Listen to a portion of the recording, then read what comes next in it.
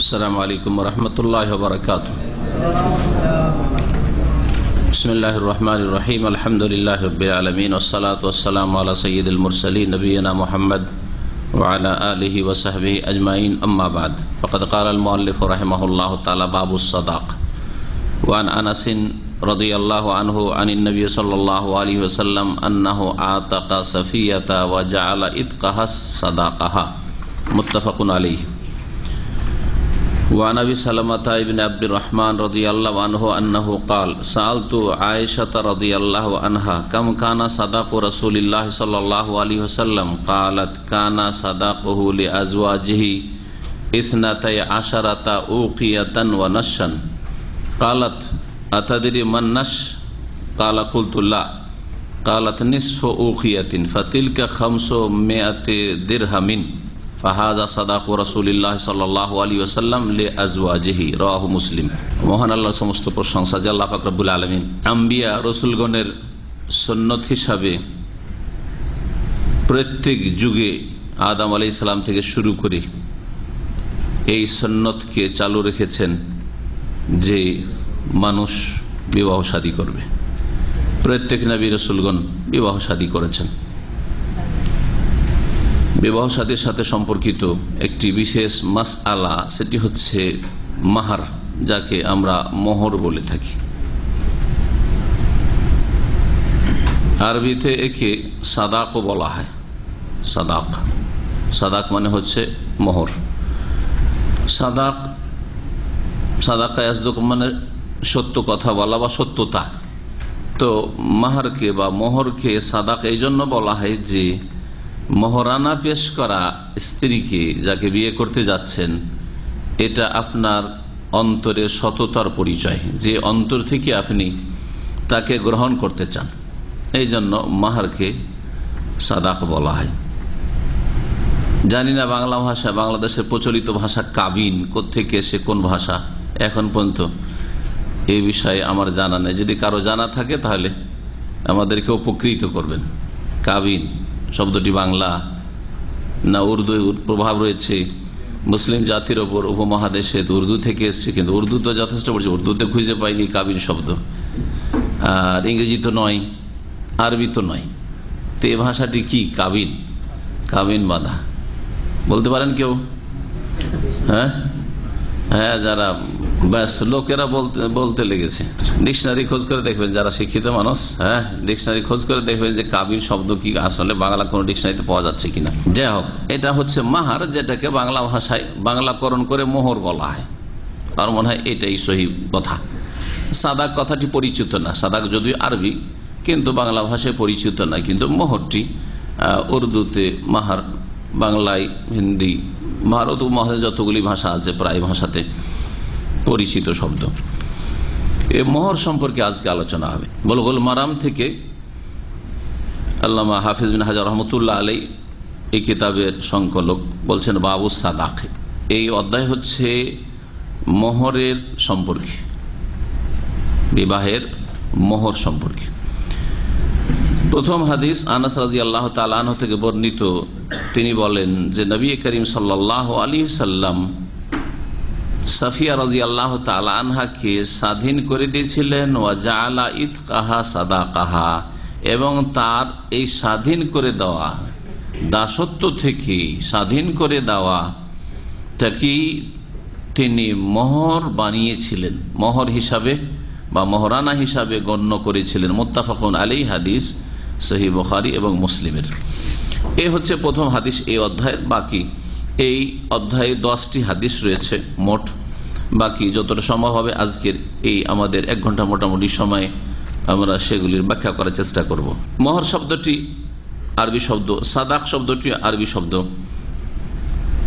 এবং বিবাহের সময় স্ত্রীকে যে মোহর পেশ করা হয় সেটি তার অন্তর জয় করার জন্য, তার হক হিসাবে পেশ করা হয়, তাকে হালাল করার উদ্দেশ্যে, তাকে হালাল করার উদ্দেশ্যে।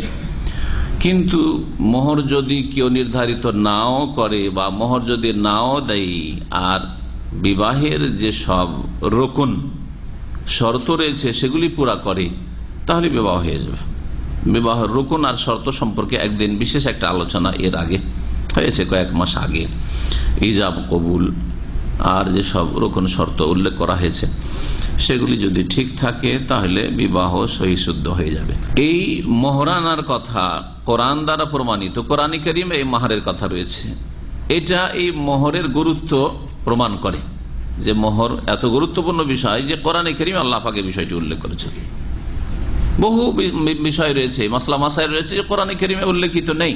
কোরআন সংক্ষেপে রাসূলুল্লাহ সাল্লাল্লাহু আলাইহি ওয়াসাল্লাম হাদিস দ্বারা প্রমাণিত, কিন্তু মোহরটি কোরআন দ্বারাও প্রমাণিত, অনেকগুলি হাদিস দ্বারা প্রমাণিত।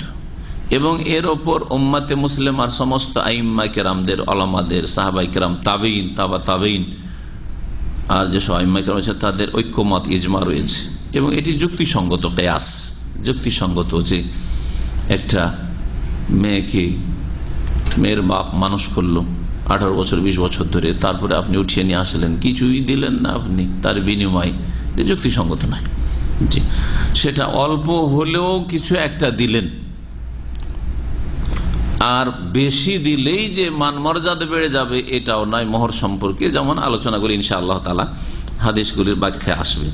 কোরআনে কারীমে একাধিক আয়াত রয়েছে, তার মধ্যে বিশেষ করে সূরা নিসার আয়াত নম্বর 4 শুরুতে রয়েছে, মহান আল্লাহ ইরশাদ করেন, ওয়া আতুন নিসা সাদুকাতিহিন্না নিহলা, তোমরা নারীদেরকে তাদের মহরানা দিয়ে দাও, নেহলাতান উপহার স্বরূপ।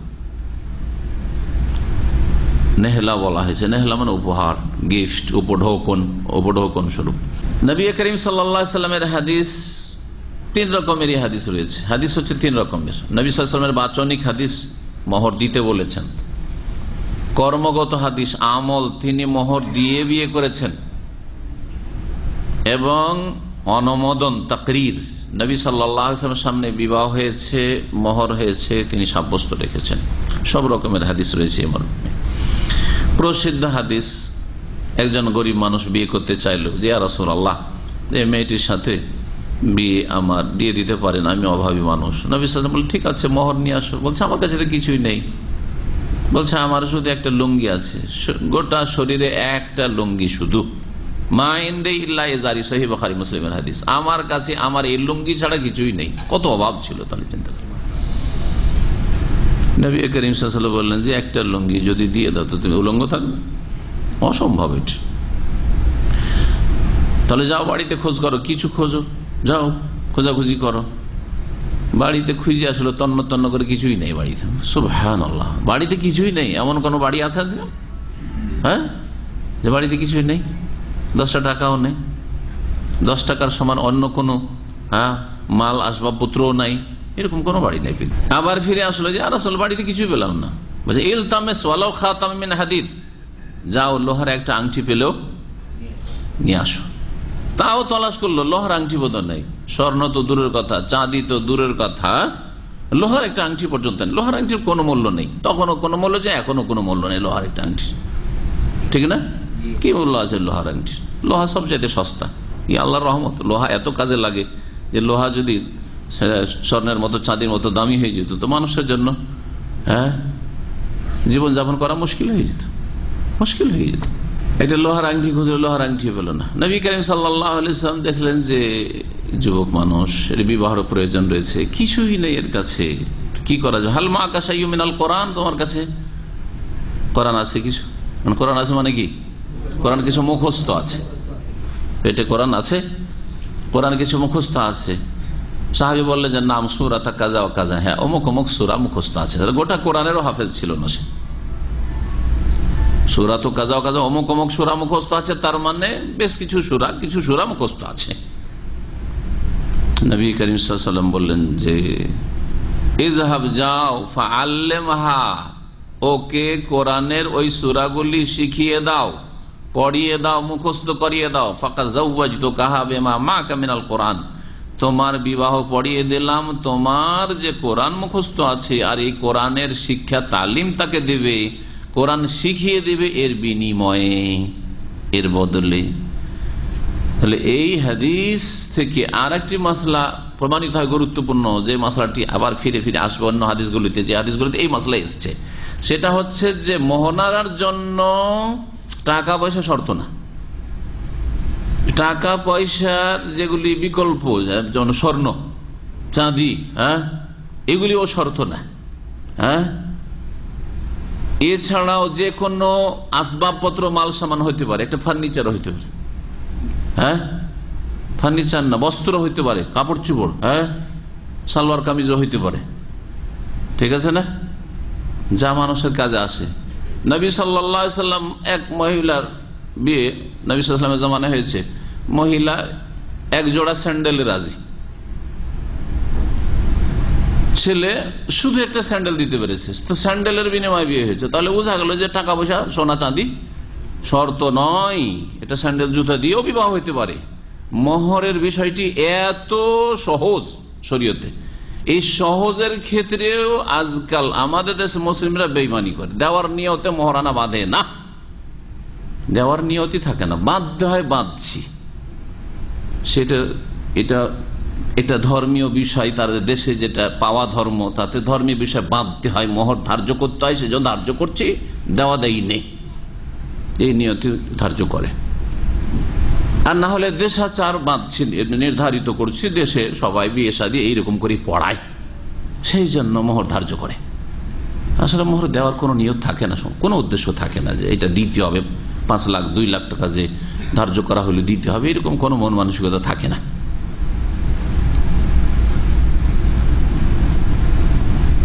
আর তার সাথে সাথে নিয়ত করে যে বাসর রাতে এসে প্রথম কাজ হচ্ছে তার কাছ থেকে মোহরানাটা মাফ নিয়ে নেওয়া। ছোটকালে মানুষ যখন মারা যেত, মৃত্যুমুখ মুমূর্ষু অবস্থায়, এখন মরতে যাচ্ছে, আর মোহর টোহর দেয়নি, তখন ওর স্ত্রীকে বলতো, ছোটকালকার কথা ব্রেনে খুব মনে থাকে, এখন ভুলে যায়, কিন্তু তখনকার কথাগুলি ভুলিনি এখন।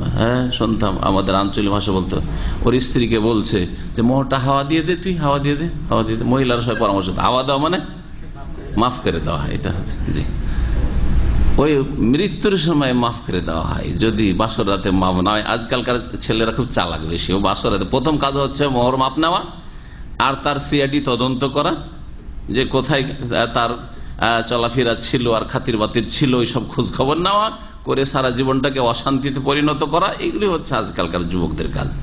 আর আগের যুগের তরিকা ছিল, দেখতাম ওই মা খালা দাদি নানিদের যুগে যে মারা যাচ্ছে, মোহরটা মাপ দিয়ে দে, তোর স্বামীকে দুনিয়া থেকে চলে গেছে, ও জেনে যাক যে আমি মাপ পেয়ে গেছি। তো সব অজ্ঞতা আসলে সমাজে। যে কোনো মাল সামানও হইতে পারে, মাল সামান ছাড়াও কোনো এমন লাভজনক জিনিসও হইতে পারে, উপকার করে দেওয়া হইতে পারে। কোনো টাকা পয়সাও না, স্বর্ণ চাঁদিও না, আর কোনো আসবাবপত্র মাল সামানও না, কোনো বস্তুও না, বরং কি করলেন আপনি, ওই মেয়েটিকে কি করলেন, লাভবান করলেন কোনো কিছু দিয়ে। আর কোরআন শিক্ষা দিয়ে লাভবান করা, উপকৃত করা সবচেয়ে ভালো কাজ। কোরআন দিয়ে তালিম দিয়েছেন, কোরআন দিয়ে যদি হয় তাহলে এর উপরে কি কিয়াস করে? এই ইসলামে এই কিয়াস আছে যে একটা মেয়ে হয়তো বাংলা লেখাপড়া জানে না বা ইংলিশ জানে না, তার স্বামী ইংলিশ শিখিয়ে দিল, সেটা মোহর হইতে পারে না? হতে পারে না? পারে। যে কোনো মানফাত, ফকারা কি বলছেন এখান থেকে, মানফাত যা দিয়ে তার ফায়দা উপকার হইতে পারে এমন কিছু। হাতের কাজ জানতো না, মাশাআল্লাহ আপনি কিছু হাতের কাজ জানেন, কম্পিউটার জানেন, আর আপনার যে নতুন স্ত্রী আসছে আপনার ঘরে, সে কম্পিউটার জানেন, ঠিক আছে তোমাকে কম্পিউটার শিখাই দেবো। এরকম মেলা পেশা আছে দুনিয়ায়, মেলা পেশা আছে, হালাল পেশা আছে, হারাম পেশা আছে। জি, কিছু একটা শিখিয়ে দিল, সেটাও মোহর হতে পারে। তো মোহরের বিষয়টি এত সহজ, কিন্তু মোহর আদায় করতে হবে, এবং মোহর আদায়ের ক্ষেত্রে নগদ করাটি হচ্ছে সুন্নাত। নগদ করা হচ্ছে সুন্নাত। আজ পর্যন্ত নবী করিম সাল্লাল্লাহু আলাইহি সাল্লাম সাহাবায়ে কেরামদের কোন একটি বিবাহে ধার মোহর শুধু ধার্য করে রেখে দিলাম পরে দিবে, এরকম একটি হাদিস আমি খুঁজে পাইনি। যদি কেউ পেয়ে থাকে আর আমাকে সেটা তোহফা হিসাবে দেয় যে এইরকম একটা কোনো সাহাবীর বিয়ে হয়েছিল, মোহর তো ধার্য করা হয়েছিল, আর বলা হয়েছিল মোহরে মুআজ্জাল, মানে পরে পরে দেবে, এটা বাকি থাকলো 101 টাকা নগদ, আর বাকিটা বাকি, যেমন আমাদের দেশে করে 1 টাকা বাড়াইবে, বুঝা গেছে না? 51 টাকা এক যুগে শুনতাম, 101 টাকা, 501 টাকা, 1001 টাকা নগদ, ওইটা 1 টাকা বাড়াইতে হবে। জানি না এই যে হালতগুলো আবার করতে গিয়েছিল, এগুলো যে করতে গিয়েছে ভারত, কি বাকিটা বাকি থাকলো, বা পুরোটাই বাকি থাকলো, শুধু লেখাপড়া হইল, এই রকমের কোন কথা বা মুখে চুক্তি হইল, এই রকমের কোন একটি হাদিস, একটি বিবাহ শাদী নবী সাল্লাল্লাহু আলাইহি সাল্লামের স্ত্রীদের তো দূরের কথা, মেয়েদের তো দূরের কথা, তার কোন সাহাবীরও এরকম বিবাহ হয়নি। যদি তাই হতো তো এই সাহাবী যে একটা আংটিও খুঁজে পাচ্ছেন আল্লাহ, ওকে বলতে অসুবিধা কি ছিল যে ঠিক আছে 10-20 দিরহাম দিনার তুমি ধার্য করে দাও, আর রুজি রোজগার করে পরে ডেলি 1-2 দিরহাম করে পরিশোধ করে দিবে। এটা কেন করলেন না? কেন করে? তাহলে বোঝা গেল যে এরকম ধার বাকির মোহর ফোকাহারা জায়েজ করেছেন। মোহর 2 রকম তাদের কাছে, মোহরে মুআজ্জাল মানে নগদ মোহর দেওয়া, আর মোহরে মুআজ্জাল মানে ধারে মোহর। দুনিয়ার কাজ কারবারে ধার চলে, দোকানপাটে কিছু কেনাকাটা করেন, কেনাকাটা মুদিখানা দোকান আমাদের সে 2 শ্রেণীর লোক আছে, কেনাকাটা করে। এক শ্রেণীর নগদ পয়সা দিয়ে কেনে, আর এক শ্রেণীর লোকেরা খাতা খুলে রেখেছে, দেখেছেন খাতায় নাম লিখে রেখেছে, খাতায় নাম লিখে রেখেছে, এই আজকে এত টাকা নিলাম, আজকে এত টাকা নিলাম, আজকে এই আপনার ছেলে এত টাকার মাল সামান নিয়ে গেছে, এত টাকার সামান নিয়ে গেল, ইত্যাদি ইত্যাদি। তো এইরকম দুনিয়ার আদান প্রদানের উপরে কিয়াস করে এক শ্রেণীর ফুকাহারা এটাকে জায়েজ বলেছেন। কিন্তু জায়েজটাই এত বলবৎ হয়ে গেছে, শক্তিশালী হয়ে গেছে, আর এত ব্যাপক বিস্তার লাভ করেছে যে সুন্নতের কোনো হদিসই নেই।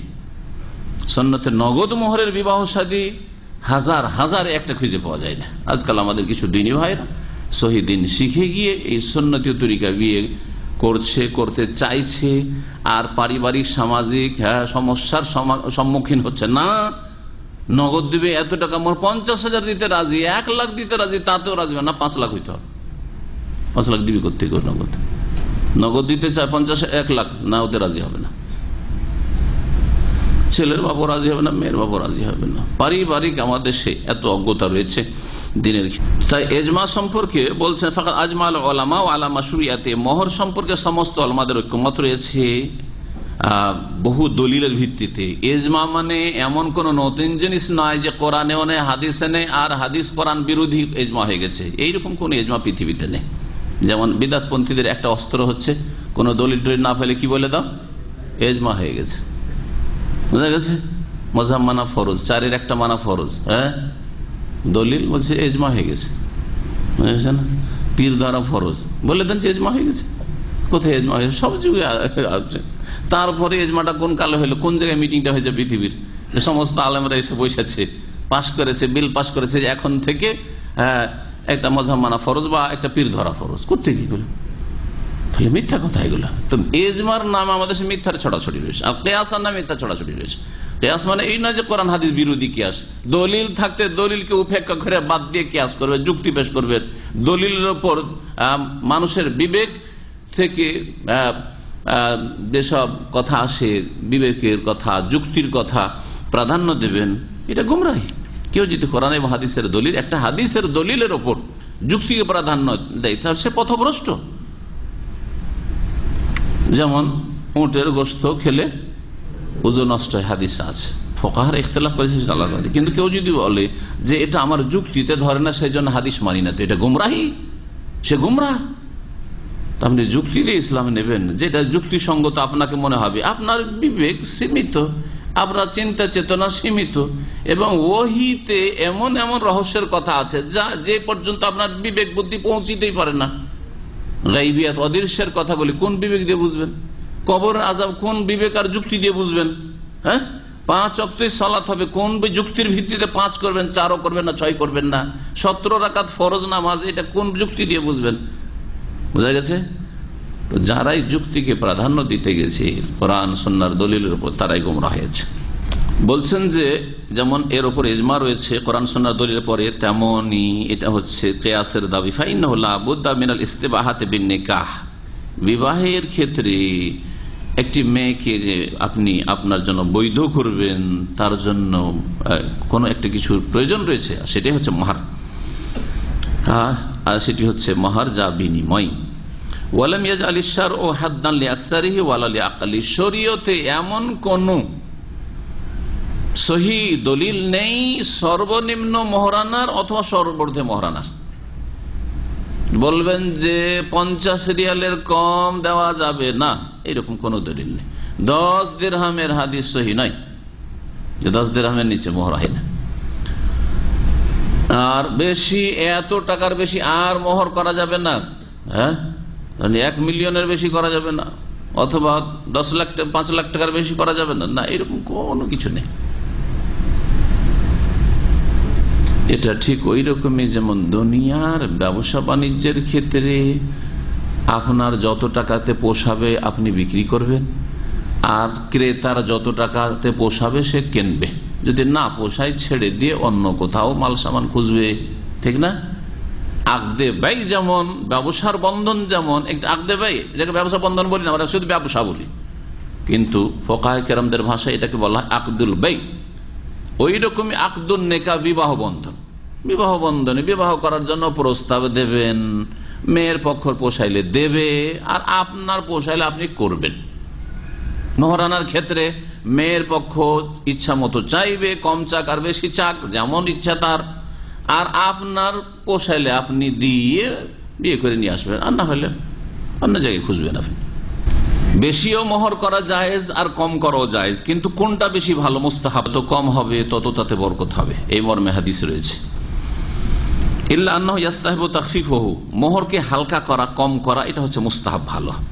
নবী করিম সাল্লাল্লাহু আলাইহি সাল্লামের হাদিস মুসনাদে আহমদে রয়েছে, আবু দাউদ, নাসাই, তিরমিজি, ইবনে মাজাহ, 5টি হাদিসের কিতাব রয়েছে।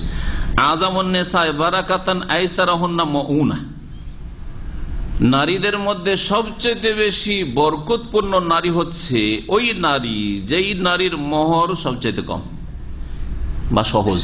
মোহর দেওয়া সহজ, অল্প সেজন্য সহজ। যার পয়সাওয়ালা ঘরের, পয়সাওয়ালা ঘরে বিয়ে হচ্ছে, তার জন্য বেশিটাও সহজ।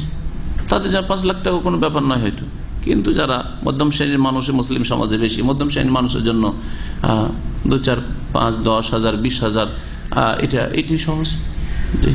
25-50-এর মধ্যে থাকে, এটা হচ্ছে সহজ। তো যত মোহরকে সহজ করবেন আর যত কম করবেন, আর যত বিবাহ শাদীতে শুধু মোহর নয়, খরচ, মাউনা, মোহরকে যেমন সামিল তেমন বিবাহ সংক্রান্ত যে খরচগুলি, আজকাল মোহর তো দেওয়া হয় না, কিন্তু মোহরের 10 গুণ 20 গুণ আরো বেশি গুণ অপচয় অপব্যয় করে খরচ করা হয় বিবাহ শাদীতে। ধুমধাম, লাইটিং, আর দাওয়াত, আর মেয়ে পক্ষের আবার কিসের দাওয়াত রয়েছে। শরীয়তের আরেকটি মাসলা শুনে রাখেন, যে দাওয়াত দিবে বিবাহে কোন পক্ষ? ছেলে পক্ষ। ওলিমা কার জন্য?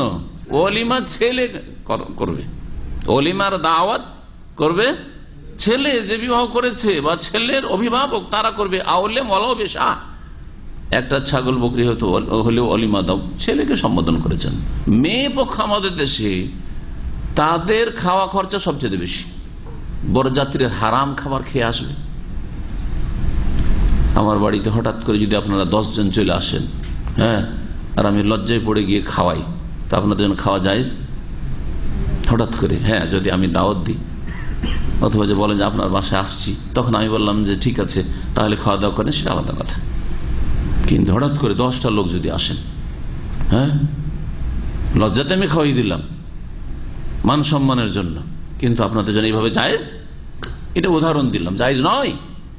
লা তাকুলু আমওয়ালাকুম বাইনাকুম বিল বাতিল, বাতিল পন্থায় অন্যায় করে কেউ কারো ধন সম্পদ ভক্ষণ করবে না।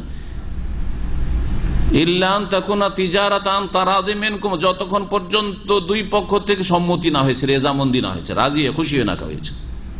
মেয়ে পক্ষ কখন খুশি হয়ে খাওয়ায়? নিরুপায় হয়ে খাওয়ায়। পরের দিন ওই গ্রামবাসী, গোটা বংশধর, দেশবাসী, আপনাদের দেশে জানি না অঞ্চলে সবাই আপন আপন অঞ্চল কথা বলতে পারেন, যে বরযাত্রীর সংখ্যা কতটা হয়? 100-150 হয় মোট কথা। 400-500? আউযুবিল্লাহ। গত সপ্তাহে আমার এলাকায় একটা বিয়ে, শুনে রাখেন। আচ্ছা, নর্মাল ধরে রাখেন 100-র কম না, 100-150, এটা কমন ব্যাপার স্যাপার বিবাহ শাদীতে। গত সপ্তাহে একটা ছেলে আমার বক্তব্য শুনে, আমার আত্মীয়, মানে আমার মামা বংশের ছেলে, ওর বাপ দাদা ওই জাহিলিয়াতের যুগে আছে, মানে এইসব বিবাহ শাদীর ক্ষেত্রে, কিন্তু সে আমার মামার নাতি, আমার আপন মামার নাতি, সে বিয়ে করেছে একবারে সুন্নতি তরিকা, বক্তব্য শুনে নিয়মিত ভালো আলেমদের। অল্প বয়সের ছেলে 18-20-22 বছরের ছেলে বলছে আমি বিয়ে করবো, সাবালক হয়েছে বিয়ে করবো, ভালো কথা, বিয়ে করতে ওর বাপ মা বলছে যে 150 বরযাত্রী নিয়ে যেতে হবে। বাপ মা বলছে, আমার মামাতো ভাই বলছে ছেলেকে যে 150 বরযাত্রী নিতে হবে।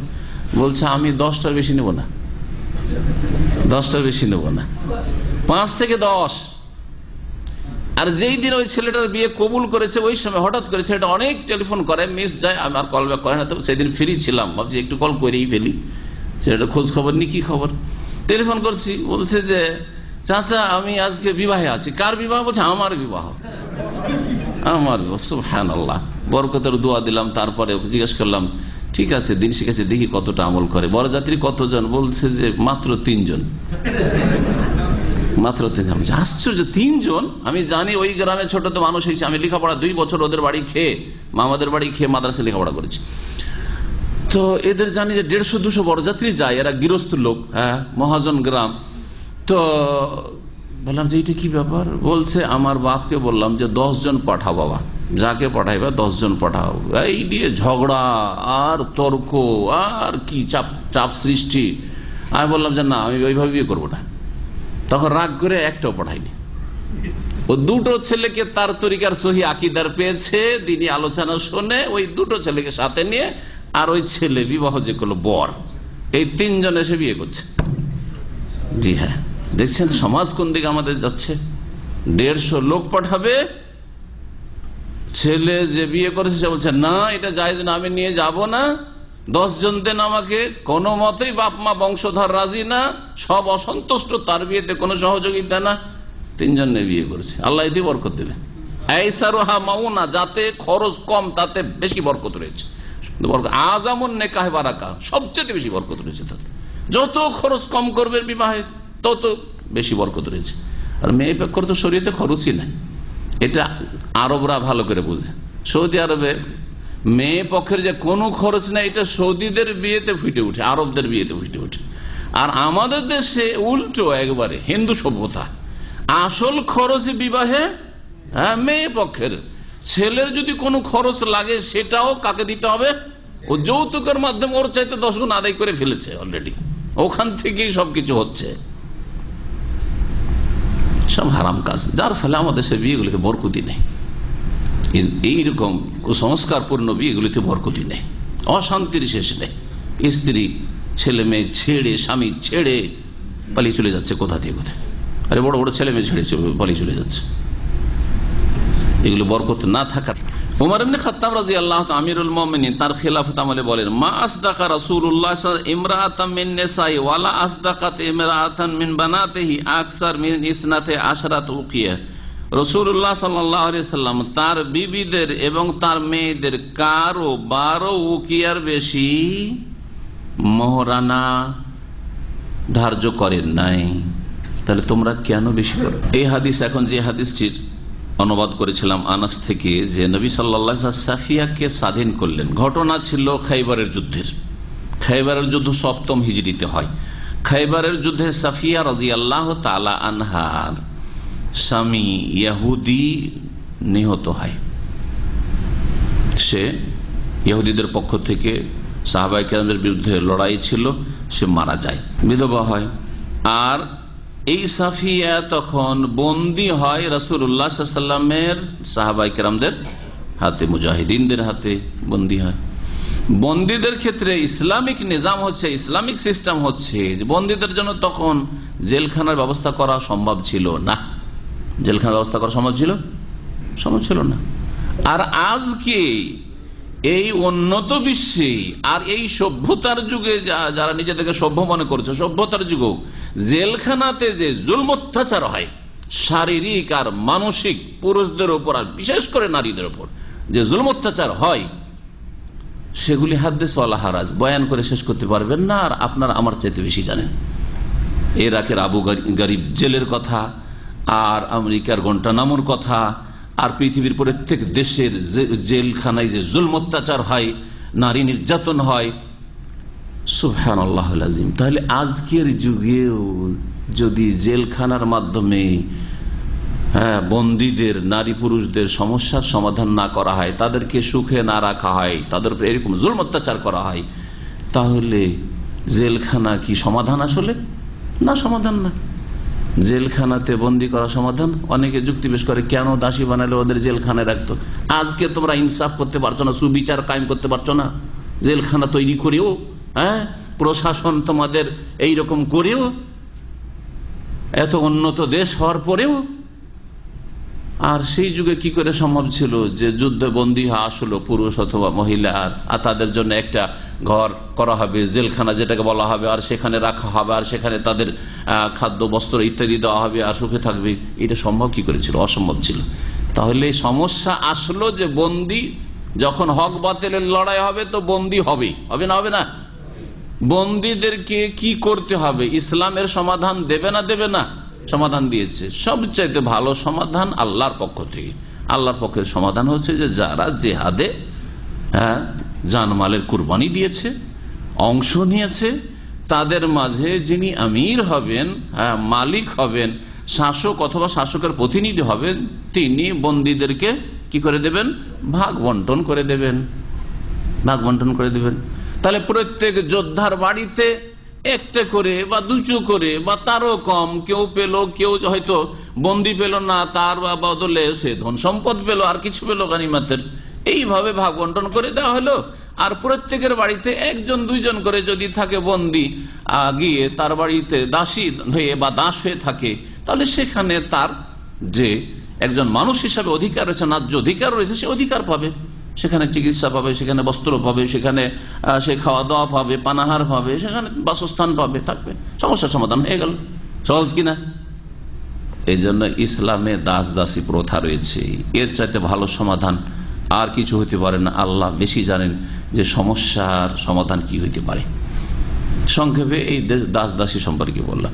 ভাগে নবী করিম সাল্লাল্লাহু আলাইহি ওয়াসাল্লামের আসল বন্দী হয়ে প্রথমে এক সাহাবীর এসেছিল, দাহিয়া কালবির, কিন্তু এই সাফিয়া রাদিয়াল্লাহু তাআলা আনহা কোরাইজা বংশ একটি বড় ইহুদিদের বংশ, সেই বংশের যে নেতা হুয়াই বিন আখতাব, নেতা সর্দার, মানে বলতে হবে আজকালকার রাজা বা রাষ্ট্রপতি, জি হ্যাঁ, রাষ্ট্রপতির মেয়ে। হ্যাঁ, রাষ্ট্রপতির মেয়ে হঠাৎ করে যদি একটা চাষির ঘরে হয়ে চলে আসে, চাষির স্ত্রী হয়ে বা চাষির দাসী হয়ে, তাহলে তার শারীরিক চাইতে মানসিক পীড়া বেশি, ঠিক না? আরে কোথায় ছিলাম, রাষ্ট্রপতির মেয়ে, হ্যাঁ, আর এসে চাষির স্ত্রী বা চাষির ঘরের কাজের মেয়ে, ঠিক না? মানসিক অশান্তি রয়েছে। কিন্তু রাষ্ট্রপতির মেয়ে যদি আর এক রাষ্ট্রপতির ঘরে চলে যায়, প্রধানমন্ত্রীর মেয়ে যদি আর এক প্রধানমন্ত্রীর ঘরে চলে যায়, তো মানসিক অশান্তি নেই, ঠিক না?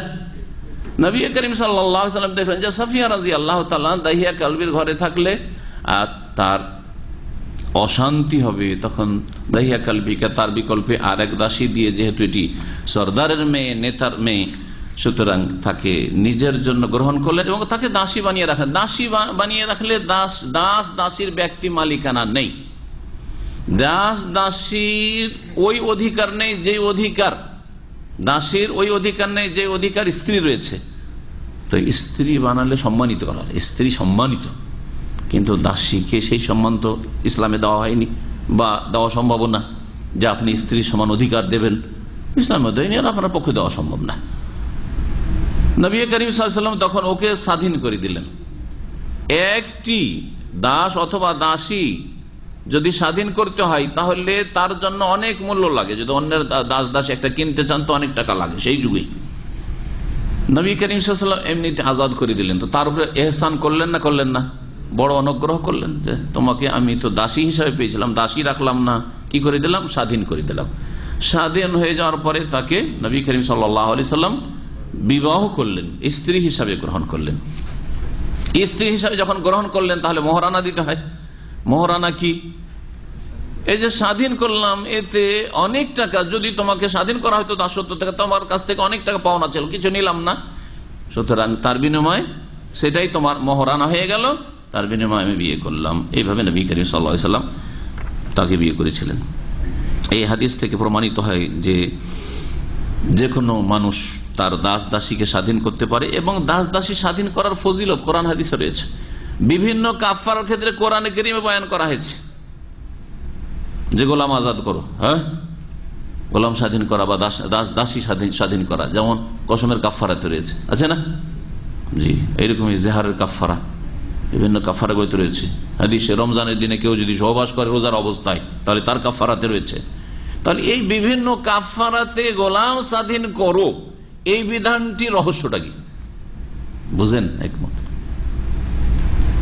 এর হিকমত কি এটা নয় যে ইসলাম দাসত্ব রেখেছে একটি সমস্যার সমাধানের উদ্দেশ্যে, কিন্তু যথাসাধ্য দাসত্ব মুক্ত করা ভালো কাজ। এই জন্য তুমি অন্যায় কাজ করেছো, ভুল কাজ করেছো, পাপ করেছো, তার কাফারা স্বরূপ হ্যাঁ কি করো, এটা দাস মুক্ত করো। এর মাধ্যমে কি হোক, যারা দাসী হয়ে রয়েছে তারা মুক্তি লাভ করুক দাসত্ব থেকে। উৎসাহিত করা হয় না, শুধু উৎসাহিত না, ফরজ করা হচ্ছে যে তোমাকে দাস বা দাসী মুক্ত করতে হবে, মুক্ত করতে হবে। যদি না পারো তখন তার বিকল্প আর কিছু হয়তো রয়েছে। এবং দাসীকে স্বাধীন করে দিয়ে তার এই স্বাধীন করে দেওয়ার যে মূল্যটা রয়েছে সেটাকে মোহর বানানো জায়েজ এবং তাকে বিয়ে করা জায়েজ। তাহলে দাসী না রেখে কেউ যদি ওকে আজাদ করে দিয়ে বিবাহ করে আর স্ত্রী বানিয়ে নেয়, সেটা নবী করিম সাল্লাল্লাহু আলাইহি ওয়াসাল্লাম করেছেন জায়েজ শরীয়তে। এই হাদিস আরো প্রমাণ করে যে বিবাহের জন্য, যেমন একটু আগে বললাম যে ধন সম্পদ বা কোনো মাল সামান হওয়া জরুরি নয়, দ্বীনি উপকারিতা হইতে পারে বা পার্থিব দুনিয়াবি উপকারিতা হইতে পারে। দ্বীনি এবং দুনিয়া উপকারিতা দুই রকম। কোরআন শিখিয়ে দেওয়া উপকার করলেন, দিন দুনিয়া দুটারই উপকার করলেন, কিন্তু এক নম্বরে দিন, তাই না?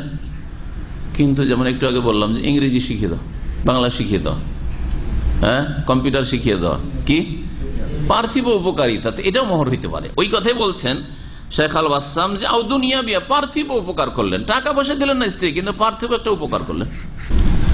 স্বাধীন করে দাসমুক্ত করে দেওয়া বা দাসত্ব মুক্ত করে দেওয়াটা মোহর হতে পারে কিনা, এই মর্মে ফুকাহাদের দ্বিমত রয়েছে। ইমাম আহমদ ইসহাক এটাকে জায়েজ বলেছেন, আহলে হাদিস উলামাও জায়েজ বলছেন। আর দলিল এই বুখারী মুসলিমের হাদিস সাফিয়া রাদিয়াল্লাহু তাআলার ঘটনা। অন্যান্য তিন ইমাম বলছেন না, এটা নাই। এবং তার তাওয়িল এই হাদিসের বিভিন্ন ব্যাখ্যা করেছেন। তার মধ্যে একটি হচ্ছে এটা নবীর সাথে খাস করা দলিল কি, এটা শুধু নবীর জন্য ছিল, কোনো দলিল নেই। সুতরাং এই মতটি ভুল। অনেক সময় দল ভারী হলেই যে সেটা হক হয়, অনেক সময় হয় না। জি, দ্বিতীয় হাদিস আবু সালমা ইবনে আব্দুর রহমান রাদিয়াল্লাহু আনহু থেকে বর্ণিত। তিনি বলছেন যে সাআলতু আয়েশা রাদিয়াল্লাহু আনহা, আমি মা আয়েশা রাদিয়াল্লাহু আনহাকে জিজ্ঞেস করলাম, কাম কানা সাদাকু রাসূলুল্লাহ সাল্লাল্লাহু আলাইহি ওয়াসাল্লাম, রাসূলুল্লাহ সাল্লাল্লাহু আলাইহি ওয়াসাল্লামের মোহর কত হইত? নবী সাল্লাল্লাহু আলাইহি ওয়াসাল্লাম যে বিয়ে করতেন তো বিয়ের স্ত্রীদের মোহর কত হইত? কালা, তিনি বললেন, মা আয়েশা বললেন, কানা সাদাকুহু লি আজওয়াজিহি, নবী সাল্লাল্লাহু আলাইহি ওয়াসাল্লামের মোহর হইতো তার বিবিগণের, এক স্ত্রী শুধু না, সবগুলি বিবির আনুমানিক কাছাকাছি একই রকমের মোহর হইতো। ইসনাতাই আশারাতা উকিয়াতান ওয়া নাশান, 12.5 উকিয়া, 12 উকিয়া এবং 1 নাশ, 12 উকিয়া এবং 1 নাশ। কল্যাণকর আপনার জন্য, আপনার পরিবারের জন্য, আর আপনি উপেক্ষা করবেন, তার কোনো মূল্যায়নই করবেন না তার কথা। এটা এই অহংকার অনেক সময় ক্ষতি সাধন করে। বলছেন যে সেটা হচ্ছে অর্ধেক উকিয়া, 1 নাস। ফাতিলকা, তাহলে 12.5 উকিয়া আর 1 নাস, না 12 উকিয়া আর 1 নাস, 12.5 উকিয়া টোটাল। এতে কত দিরহাম হইল? বলছেন ফাতিলকা 500 দিরহাম, এই হলো 500 দিরহাম। 500 দিরহাম কেমন করে? 1 উকিয়া 40 দিরহাম, 1 উকিয়া 40 দিরহাম। তাহলে হ্যাঁ, 40 দিরহাম হলে 4 বারং 48, তাহলে কত হয়ে গেল? 480 হয়ে গেল। 48 480 একটা জোর দেন, 480 হয়ে গেল। আর অর্ধেক উকিয়াতে 20 দিরহাম, তাহলে কত হইল? 500 দিরহাম। সহজ হিসাব। জি, ফাতিলকা 500 দিরহাম, 500 দিরহাম। ফাহাজা সাদাকু রাসূলিল্লাহ সাল্লাল্লাহু আলাইহি আজওয়াজি, এই ছিল রাসূলুল্লাহ সাল্লাল্লাহু আলাইহি ওয়াসাল্লামের মোহরানা তার বিবিদের জন্য। 500 দিরহাম তিনি মোহর দিতেন। রাহ মুসলিম, হাদিস সহিহ মুসলিমের হাদিস, হচ্ছে সহিহ মুসলিমের। এই 500 দিরহাম সমান কত হবে? 500 দিরহাম সমান কত হবে?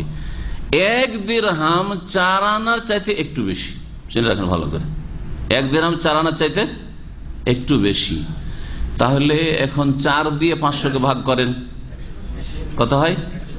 125। আর বললাম 4 আনা চাইতে একটু বেশি, তাহলে আর একটু বাড়বে।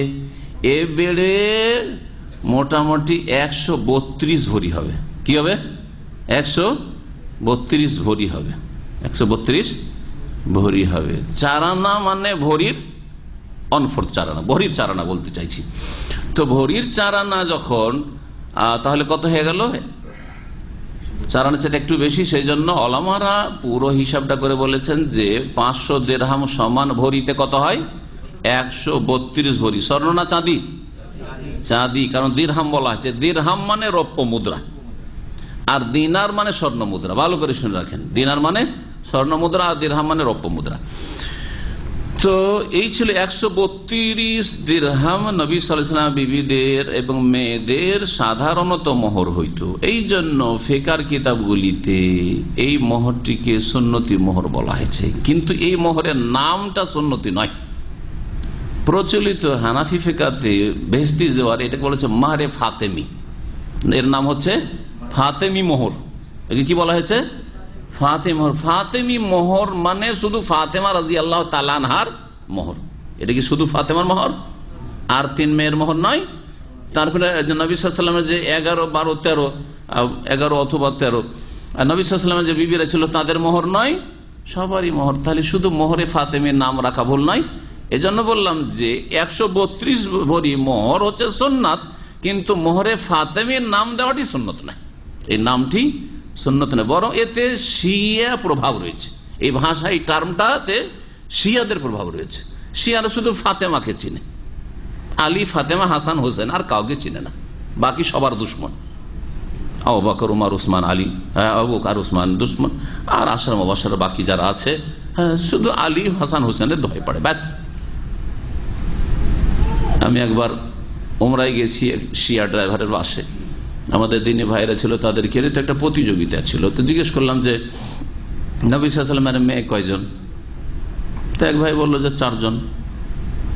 নামগুলি বললো। তখন শিয়া ড্রাইভার আল হাসার ছিল, সে বলছে আউয়াল মাররা আসমা, জীবনে প্রথম শুনলাম যে নবীর 4 মেয়ে।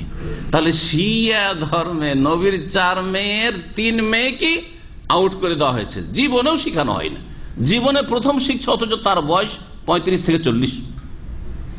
একটু মার্জিত শিয়া, তো আমাদের সাথে কথাবার্তা বলছে, জীবনে প্রথম শুনলাম যে 4 মেয়ে। আমি বললাম যে তোমাদের তো রোগ এইটা যে 1 মেয়েকে চেনো, 3কেই চেনো না। আমার মেয়ে থাকলেও আমি সবগুলি মেয়েকে সমান নজরে দেখি।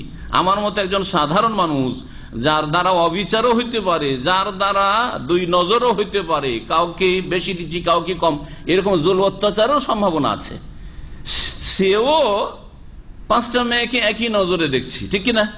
একজন সাধারণ মুসলিম হিসাবে।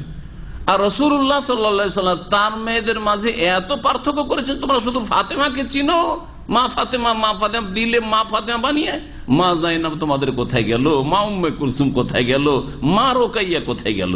আর মেয়েগুলিও মা ফাতেমাও মা, আর তার মা খাদিজাও মা। এই আশ্চর্য ধর্ম আমাদের দেশের বক্তাদের ধর্ম। আবার সুন্নি নাম, কিন্তু বক্তা মা ফাতেমার গজল গায়। আমাদের দেশের বক্তারা সুরসার করে মা ফাতেমার ওয়াজ করে, আরে ফাতেমাও তোমার মা, আর ফাতেমার মাও তোমার মা। আমাদের দেশের দাদিকে, নানিকে কেউ মা বলে নাকি? হ্যাঁ, কোন কথা হইল? তাহলে বোঝা গেল যে নবী সাল্লাল্লাহু আলাইহি ওয়াসাল্লাম এরাকে মা বলা ঠিক নাই। জি, যেমন ফাতেমি মোহর বলাটা শিয়া ঘাসা কথা, তেমনি মা ফাতেমা বলাটিও শিয়া ঘাসা কথা। জি, সুন্নিদের কথা নাই, হানাফি, শাফি, মালিকি, হাম্বলীদের কথা নয়। এটা তাদের জন্য এটা সাজে না, শোভা পায় না।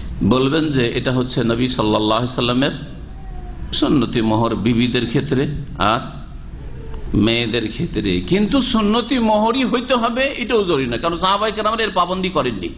যে সাহাবারা যারাই বিয়ে করেছেন তারা 500 দিরহাম করে মোহর দিয়েছেন, এমন কোনো প্রমাণ নেই। কমও হইতে পারে, আবার তার বেশি হইতে পারে, কিন্তু যদি মধ্যম পন্থা অবলম্বন করেন তাহলে এইরকম মোহর রাখতে পারেন, কোনো দোষের কথা নেই। আর এটা খুব বেশি নয়, সেজন্য ভাষ্যকার বলছেন যে এই হাদিস প্রমাণ করে ইস্তেহবাব ও তাখফিফিস সাদাক, মোহর হালকা করা। 500 দিরহাম এমন বেশি নয়, 132 ভরি চাঁদি এমন কোনো বেশি নাই। ভালো, এটা হচ্ছে শরীয়ত সম্মত, এতে রয়েছে বরকত।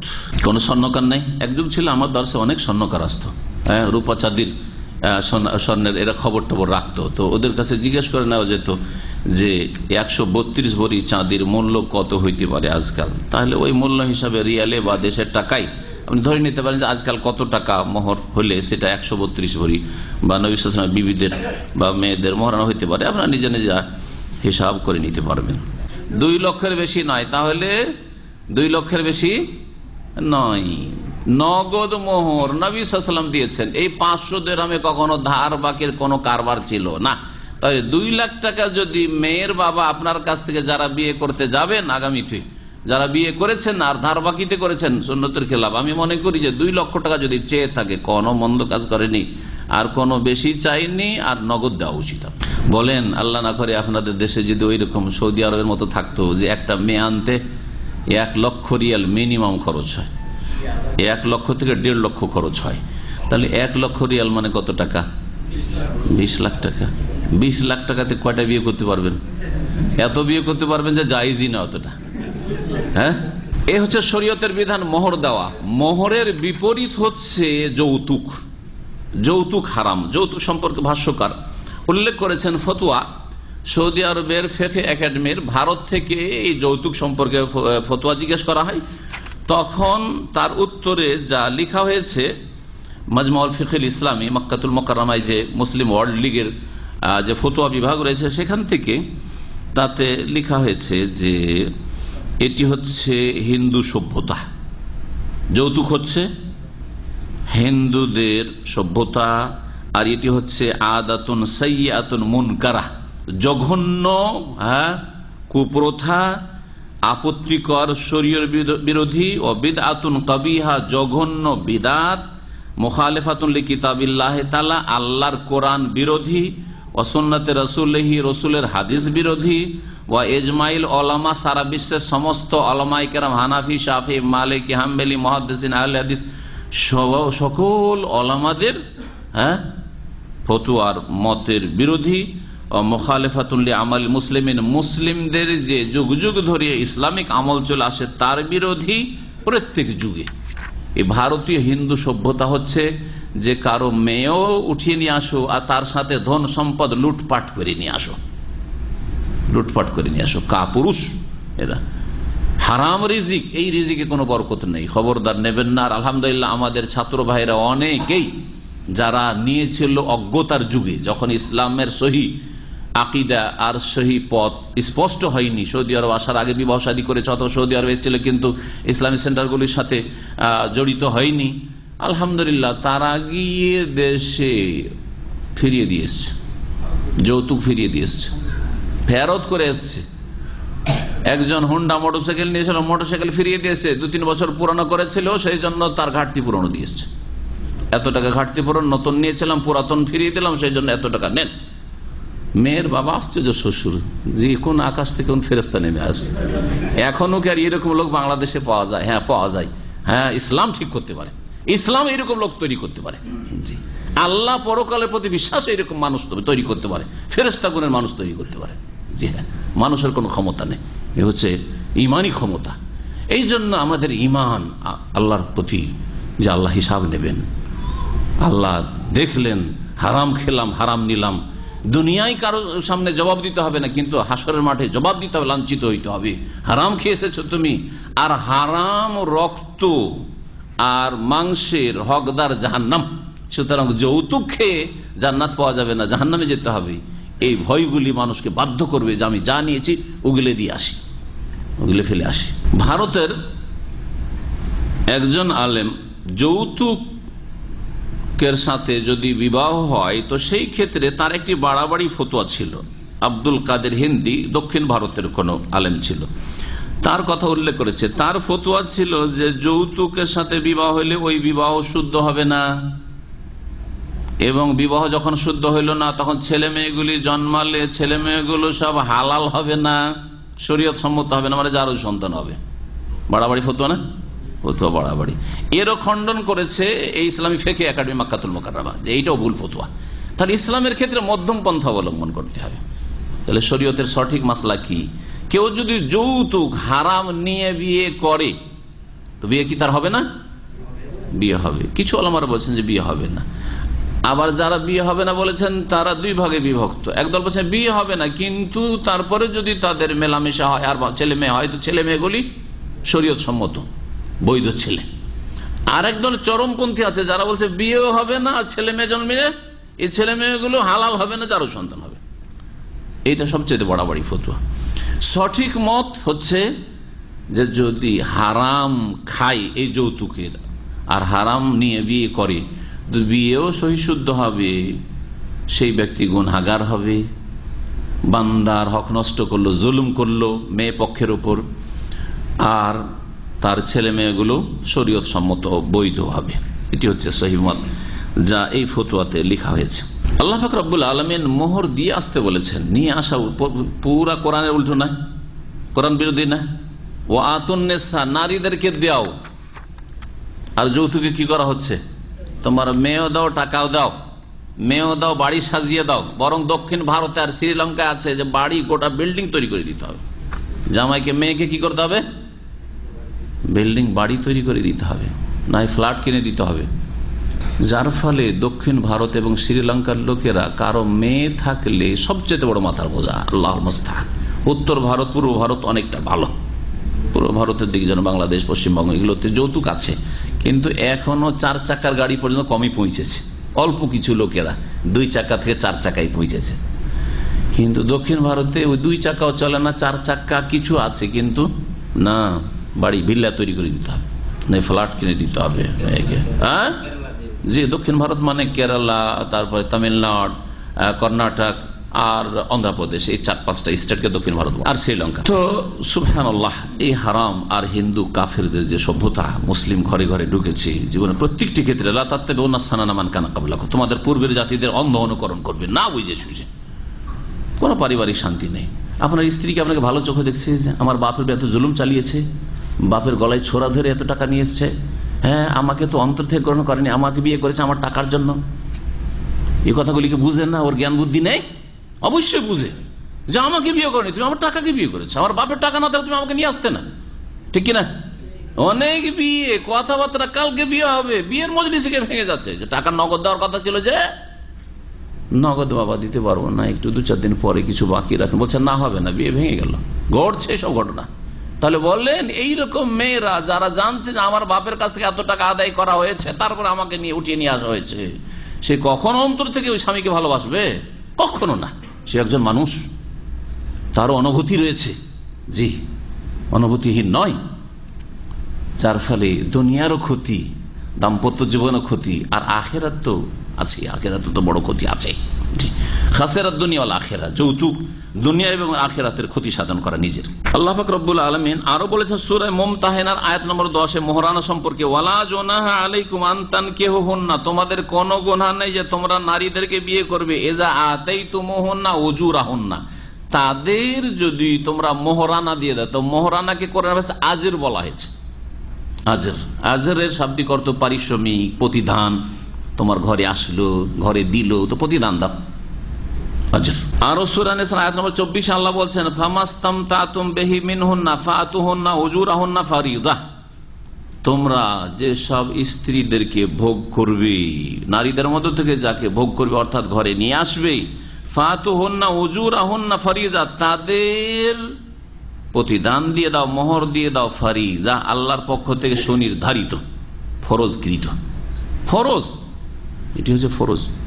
জি, পরিমাণটা শুধু ছেড়ে দেওয়া হয়েছে 2 পক্ষের উপর, যে যার উপর চুক্তি হয়ে যায়, কিন্তু মোহরানা আল্লাহ বলছেন ফারিদা। আব্দুর রহমান বিন আউফ প্রখ্যাত সাহাবী বিয়ে করেছিলেন।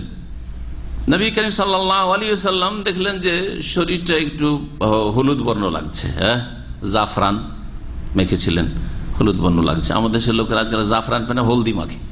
কি মাখে?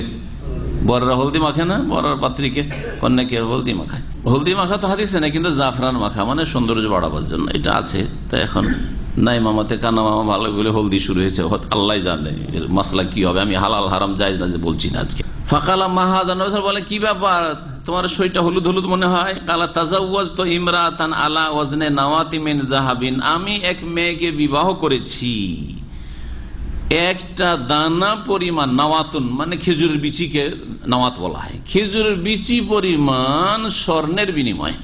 তাহলে বিয়ে করেছেন আব্দুর রহমান অফ মুহাজির। প্রথম তো কিছুই ছিল না, তারপরে বাজারে গিয়ে ব্যবসায়িক লোকজনের ব্যবসায় ভালো পাণ্ডিত্য ছিল, দিয়ে কয়েকদিনের মধ্যে ভালো আয় ইনকাম করে তাড়াতাড়ি বিয়ে করে নিয়েছেন হিজরতের পরে পরে। নবী করিম সাল্লাল্লাহু আলাইহি সাল্লাম দেখছেন যে মনে হয় একে দেখে একটু সুন্দর সুন্দর লাগছে, জাফরান টাফরান শরীর লেগে আছে, তার মানে বিবাহ শাদী করেছে। কি ব্যাপার? বলছে বিয়ে করেছি।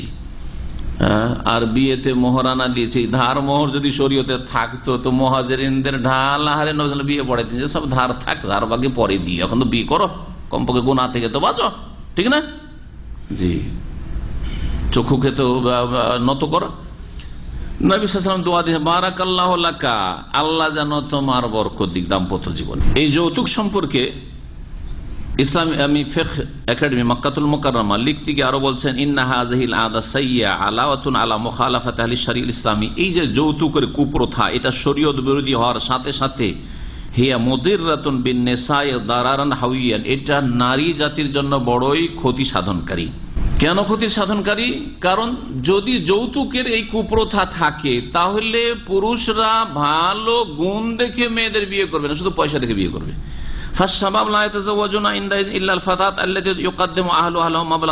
যে যত পয়সা বেশি দিতে পারবে তাকে বিয়ে করবে, ঠিক না? যার বাপ যত বেশি পয়সা দিতে পারে, যে মেয়ের বাপ, সেই মেয়েকে বিয়ে করা হবে। আর যদি সুন্দরী হয়, আল্লাহর ওলিয়াও হয়, নেকও হয়, পর্দানাসীন হয়, সতী সাধ্য হয়, মোহসেনাতিন আফিফা হয়, পয়সা না থাকে বাবার, তাহলে তার দিকে আগ্রহী সমাজ হবে না, আর হয় না, ঠিক কিনা? এতে কি হবে? এই মায়ের মাধ্যমে আগামী প্রজন্ম বাড়বে। তাহলে জমি নিয়ে আসলেন, হ্যাঁ, মরুভূমির জমি, টাকা পেয়েছিলেন সেই জন্য মরুভূমির জমি কিনে নিয়ে আসলেন, হ্যাঁ, ভালো মেয়ে, দিনদার মেয়ে নিয়ে আসলেন না, তাহলে ওই জমি থেকে ফসল, ছেলে মেয়ে ভালো হবে না খারাপ হবে? খারাপ হবে। কত ক্ষতি, পারিবারিক ক্ষতি না? গরিবদের মেয়েদের বিয়ে হবে না, যার ঘরে পয়সা আছে তার বিয়ে হবে। আজকাল ঘুষের বিনিময়ে যে চাকরি দেওয়া হচ্ছে, এর ক্ষতিটা বুঝছেন?